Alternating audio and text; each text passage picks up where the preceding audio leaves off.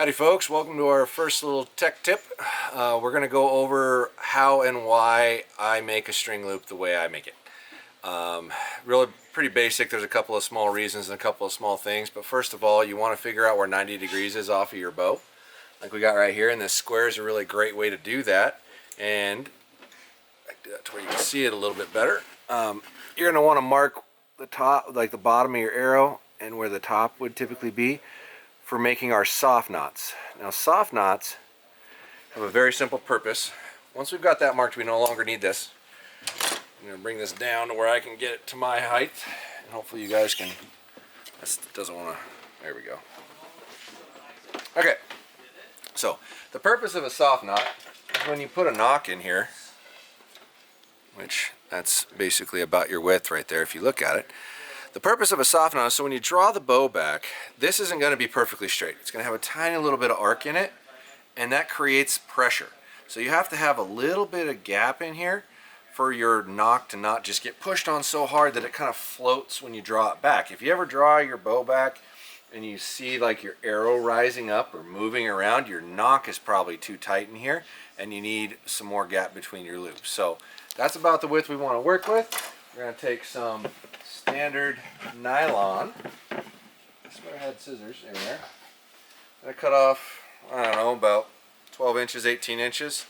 I'd rather cut off too much and waste a little than have to redo it. And how I like to do this, so I like to do a single knot above and go to the top of the silver right there, and then a single knot below. And I think I stole this from Dudley. It's a double loop knot. It makes it a little wider and broader, so it's like it gives it a little more depth. I mean, it does sit really tight. And then I still like to do a single underneath. I like the back to be a little wider than the front. Then I'm going to do another double and another single below that.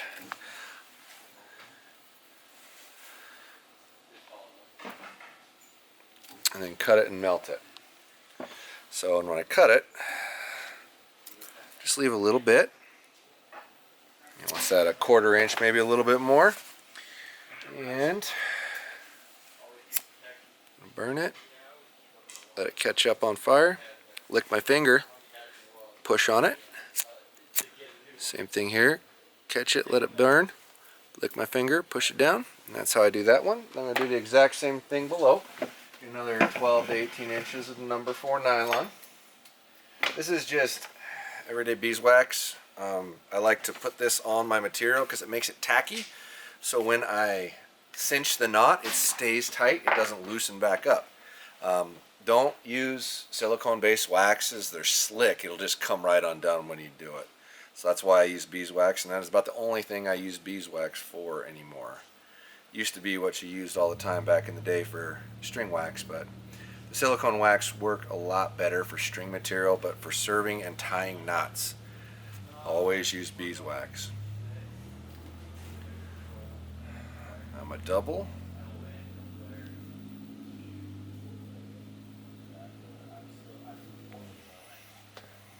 Single.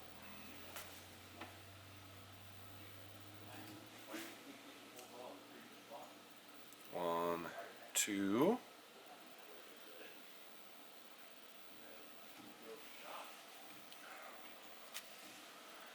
And one more there. Alright, do the same thing, just cut it off. Leave a little tail. Pull it out.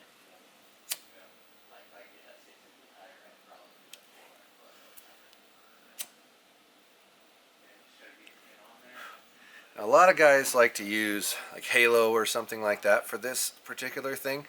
I deliberately don't use that because it's such a hard material, it has no give. So when it actually goes to push on your knock, there's no cushion.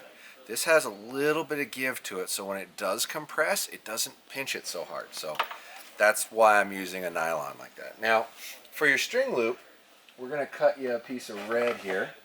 This is BCY string loop material. It's probably about the most common out there. And I like to start, in most applications, with about 4.5 inches. So there's my measuring tape. 4.5. Cut it. Now I'm going to fan this out as much as humanly possible. So if you go down to about a 1/4 inch to a 1/2 inch down and just push it out and flare it out really big like that, and do the same thing on this end.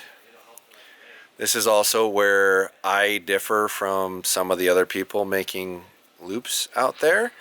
I do not like melting my second portion. I want 2 fully intact round ends on my loop.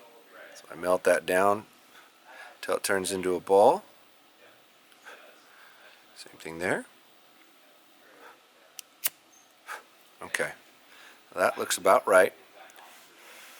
Let it cool a little bit. I don't have a little cup of water up here, but normally I would dunk it in water to cool it off right away. Make sure it's not hot anymore so the balls don't give. If you don't let those cool down quick enough and then try to tighten it, you'll compress the ball. But now if you look at that, come back in. That is not pulling through a knot. It's plenty big enough. There's no way you're going to get that to pull back through. When you cut the one side after you've already tied it, you don't get a full ball. You get like a flattened part, and you can pull it back through if you're not careful or if your loop gets a little loose at some point. So that is why I pre-cut both ends and tie a complete piece. Now once again, beeswax.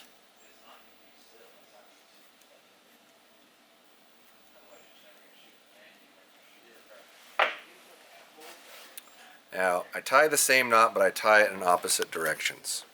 So let me start over. Full piece, go around the back, cross the front, bring the tail back through the back like that. You see that okay? And pull. And that's your string loop, right? Now I'm going to make that same exact knot facing the opposite direction. Now the reason for that is so when you actually tie these on here, this side is going to want to turn one way and the other side is going to want to turn the other way every time you pull on it, and it forces them to stay the same way. So if you ever see the knots tied on the same side, it'll constantly want to go around the string one way. So I always tie one direction. I grab my handy little Easton loop pliers that we've used forever. Pull up on it, roll around the groove so I can get a good cinch, and pull it really tight.